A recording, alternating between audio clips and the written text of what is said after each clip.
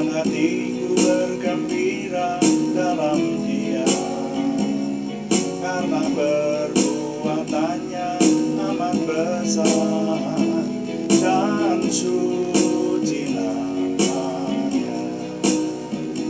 Aku memuliakan Tuhan, aku memuliakan Tuhan, dan hatiku bergembira dalam Dia, karena perbuatannya amat besar dan suci namanya. Aku memuliakan Tuhan, dan hatiku bergembira dalam Dia, karena perbuatannya amat besar dan suci namanya. Aku memuliakan Tuhan, aku memuliakan Tuhan, dan hatiku bergembira dalam Dia, karena perbuatannya amat besar dan suci namanya.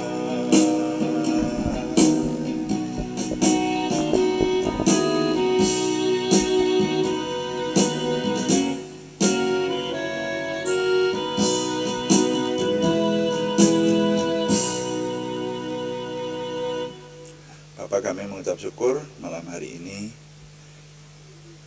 Tuhan memberkati kami sehingga kami boleh menyelesaikan doa malam kami. Urapi semua yang kami kerjakan sehingga menjadikan nama Tuhan dimuliakan, kami semua diberkati. Dalam nama Tuhan Yesus Kristus kami berdoa. Haleluya. Amin. Selamat malam Bapak Ibu, saudara sekalian yang sudah bersama dengan kami dalam doa malam hari ini. Mari kita melanjutkan doa malam kita, dan doa malam melalui online ini diadakan secara iman Kristiani dengan dasar keyakinan kepada Tuhan Yesus Kristus, juga disebut Yeshua HaMasyiah, juga disebut Isa alaihi salam, Juru Selamat dunia dan Imam Besar Agung kami. Firman Tuhan yang didokumentasikan dalam kitab suci Perjanjian Lama dan Perjanjian Baru menjadi pegangan kami, menjadi pegangan kita. Nah saudara, saya masih ingin melanjutkan menjawab pertanyaan dari Bapak Joko Susanto di Jakarta, dan ini adalah yang ke-6 kalinya. Jadi judul renungan kita adalah keadaan manusia setelah meninggal, bagian yang ke-6 atau part 6. Sepertinya ini yang terakhir ya untuk menjawab Pak Joko. Jadi nanti akan kita dapati kesimpulan kalau di sini. Nah, pertanyaannya adalah bagaimana keadaan manusia yang percaya Tuhan setelah kematian? Apakah langsung bersama Tuhan atau menunggu kebangkitan? Pertanyaannya demikian.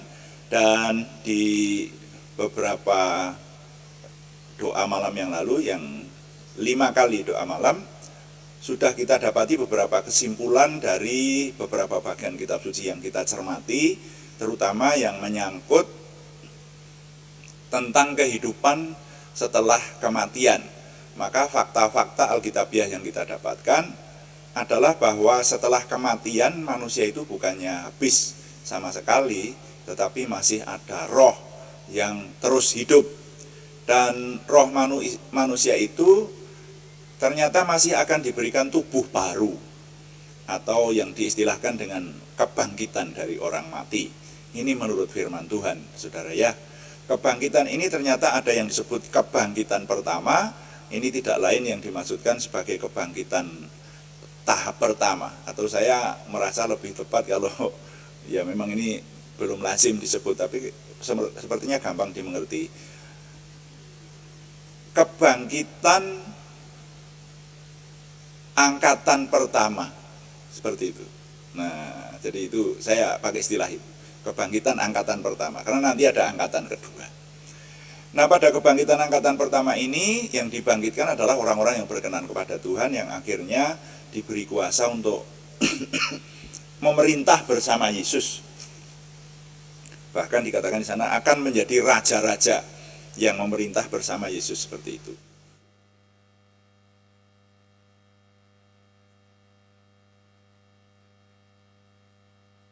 dalam memerintah bersama dengan Yesus ini lamanya 1000 tahun, saudara. 1000 tahun lamanya.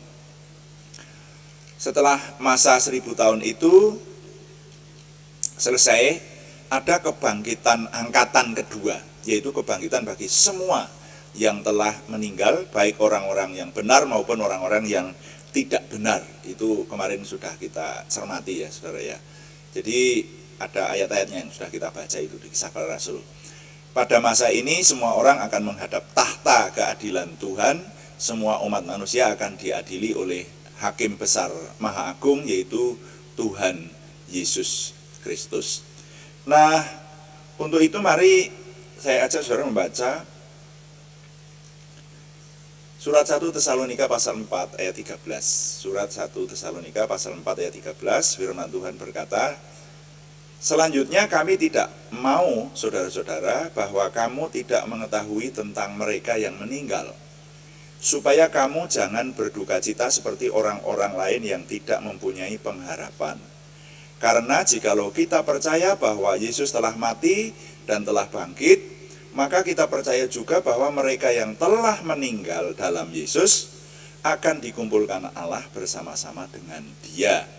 Ini kami katakan kepadamu dengan firman Tuhan. Kata ulangi, kita yang hidup, yang masih tinggal sampai kedatangan Tuhan, sekali-kali tidak akan mendahului mereka yang telah meninggal.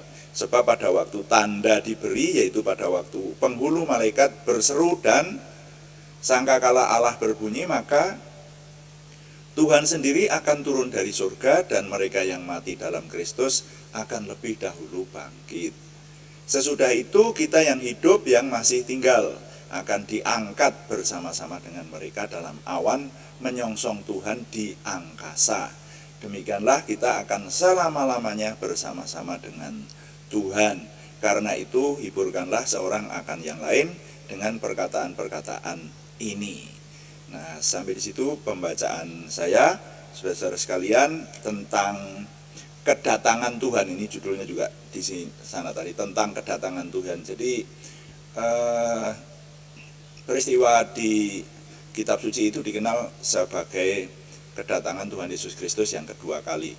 Bahkan kemarin sudah kita lengkapi yang di bagian Alkitab yang lain kemarin itu, bahwa Tuhan akan mengadili semua, seperti memisahkan domba dengan kambing, ya, yang kemarin kita baca sebelumnya itu.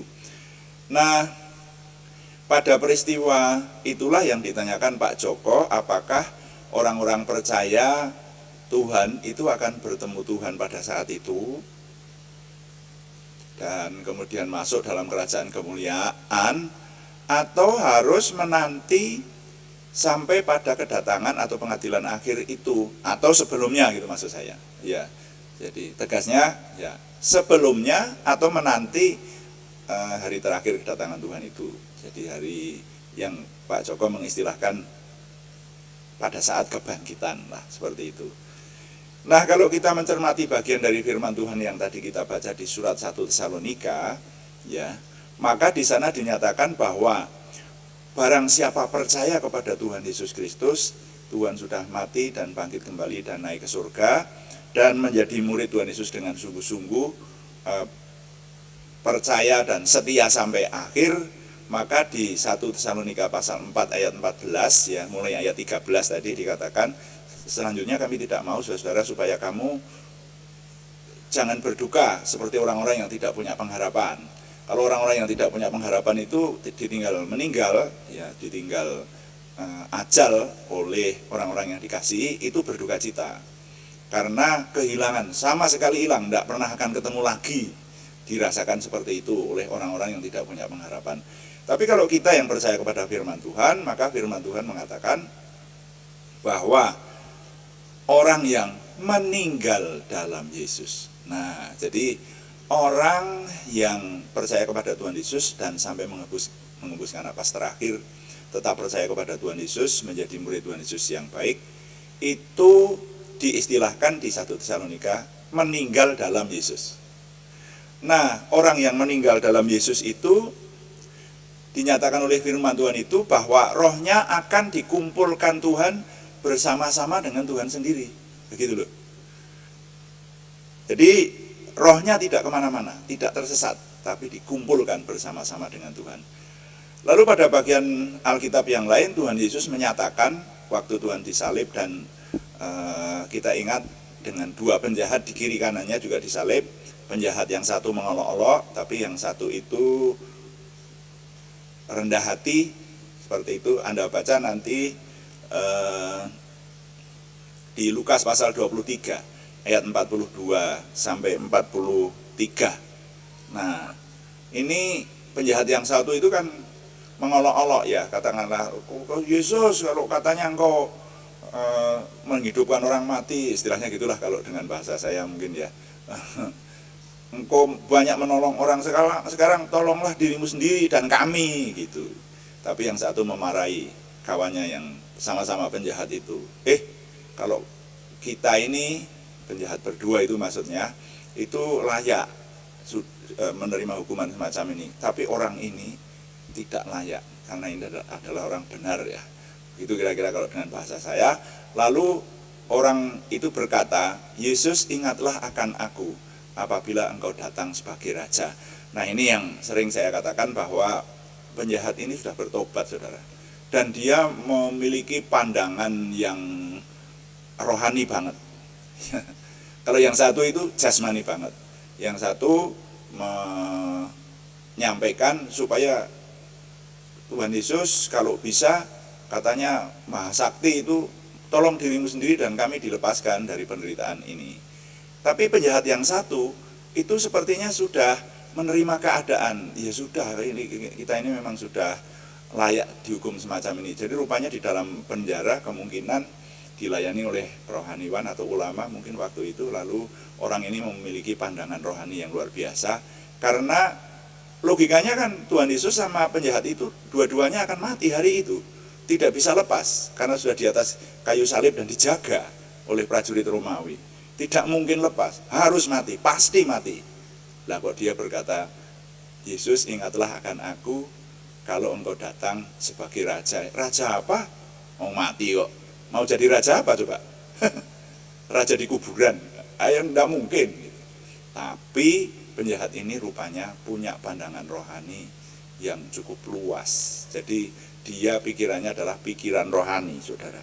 Sehingga Tuhan Yesus berkata, aku berkata kepadamu, sesungguhnya hari ini juga engkau akan ada bersama-sama dengan aku di dalam Firdaus. Pernyataan ini memberitahukan, menegaskan kepada kita bahwa orang meninggal, kalau meninggalnya itu di dalam Tuhan, Tuhan berkenan kepada orang itu tidak kemana-mana. Tidak harus menanti zaman kebangkitan, tapi hari itu juga bersama dengan Tuhan, ada di hadapan Tuhan. Ada di hadapan Tuhan dan berarti di tempat Tuhan bertahta, di kerajaan Tuhan, seperti itu sudah. Nah, jadi penjahat yang pada saat-saat akhir menjelang ajal mempercayakan dirinya kepada Tuhan Yesus, maka penjahat itu diberitahu oleh Tuhan Yesus bahwa hari itu juga akan bersama-sama dengan Tuhan di Firdaus. Sekali lagi, ini memantapkan ketegasan bahwa roh orang yang telah meninggal itu tidak pergi kemana-mana, tetapi langsung kepada Tuhan. Itu yang saya pahami semacam itu. Kalau ada penafsiran yang lain bisa, namanya penafsiran seorang dengan yang lain berbeda. Mungkin ada yang wawasannya lebih luas dari saya, kalau berbeda ya silahkan. Tapi saya hanya meneliti dari seputaran firman Tuhan yang kita baca. Seperti itulah kesimpulan yang bisa saya sampaikan kepada Pak Joko Susanto. Nah, sampai di sini dapatlah sekarang kami menyampaikan jawaban kepada pertanyaan Pak Joko itu secara lebih komplit.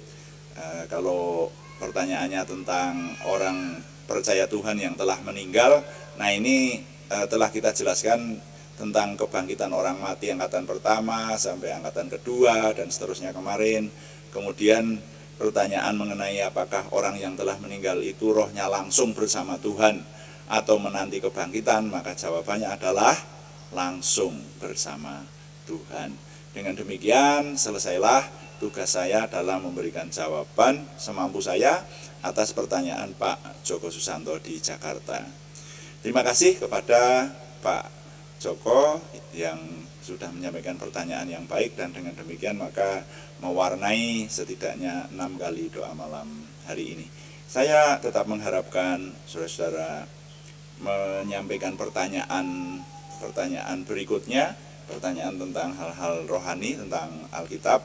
Kami akan mencoba memberikan jawaban semampu kami supaya doa malam ini diperkaya dan langsung kepada kebutuhan Anda, seperti itu ya. Walaupun kadang-kadang saya merasakan menjawab pertanyaan ini seperti teoritis banget ya, pengajaran banget, tapi ya itulah namanya kita belajar Alkitab. Jadi kita harus memang memperhatikan pengajaran yang benar supaya kita dalam hidup di hadapan Tuhan tidak salah. Demikian Pak Joko, sekali lagi terima kasih dan berharap supaya apa yang kita gumulkan bersama dalam menjawab pertanyaan ini 6 kali doa malam menjadi berkat buat saudara dan saya sekalian. Tuhan dipuji, amin. Mari kita menaikkan doa syafaat dan kita akan berdoa atau melayani Tuhan dengan doa syafaat, dan juga mendoakan nama-nama yang dalam minggu ini masih harus kita naikkan kepada Tuhan, terutama yang membutuhkan kesembuhan dari Tuhan. Mari kita menyembah Tuhan dengan berkata, kuduskan hati kami, supaya kami dapat datang dan menyembah. Lalu kita mempersembahkan doa syafaat kita. Haleluya.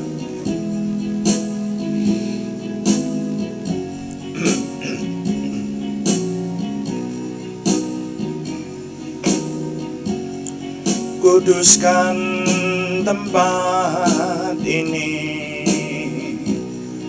untuk kami berdoa. Kuduskan hati ini untuk kami menyembah, biar segala perkara ku serahkan padamu, Yesus, dan Roh Kudus bekerja membimbing kami semua.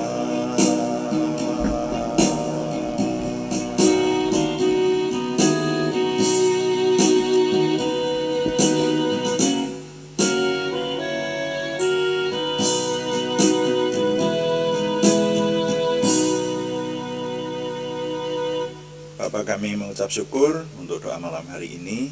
Kami menikmati kehadiran Tuhan, dan kami menyerahkan semua yang sudah kami kerjakan. Kami merenungkan firman-Mu.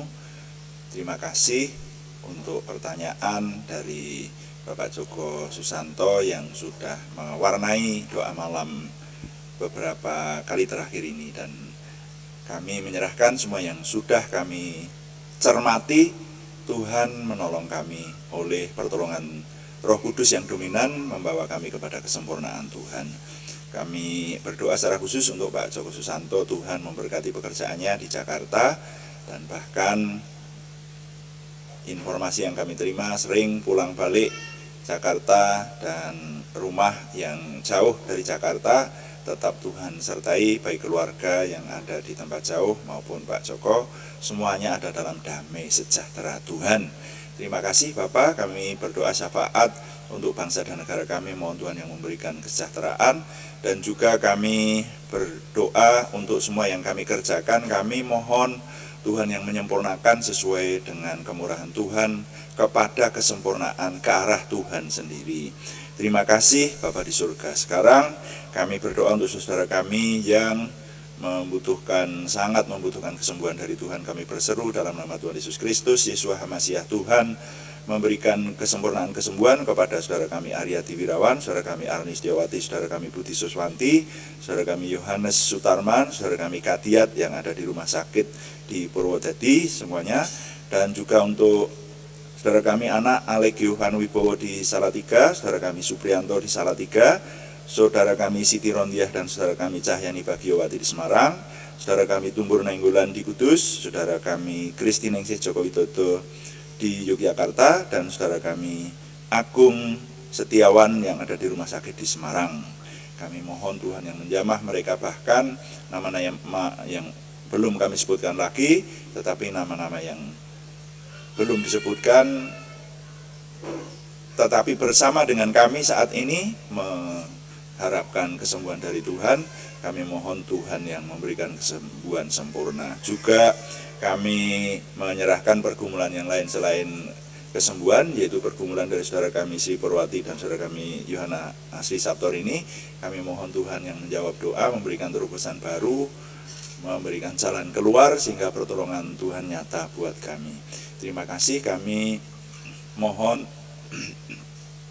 Tuhan yang menolong sehingga semua yang kami kerjakan dapat disempurnakan sekali lagi ke arah kesempurnaan Tuhan sendiri.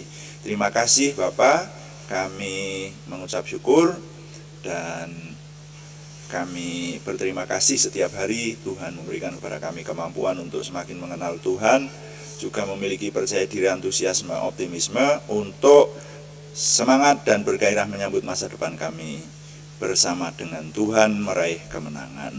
Terima kasih, kami mohon Tuhan yang menyempurnakan doa kami oleh pertolongan dan pimpinan Roh Kudus, karena semuanya kami persembahkan dengan mantap percaya dalam nama Tuhan Yesus Kristus Juru Selamat kami. Haleluya. Amin. Demikian doa malam hari ini, saudara sekalian. Terima kasih kepada semua yang sudah mendukung, dan kami terus beritahukan bahwa doa malam dilaksanakan setiap hari Senin sampai Sabtu pada jam 6 atau jam 18 waktu Indonesia Barat. Juga ada doa pagi pada hari-hari yang sama setiap jam 5 pagi. Kami harapkan dukungan Anda, baik yang mendukung doa, juga terima kasih yang belum memberikan subscribe, berkenan memberikan subscribe, maupun like, komen, dan share, bagikan kepada teman-teman lain sehingga lebih banyak lagi yang diberkati bersama dengan kita. Selamat malam, Tuhan memberkati.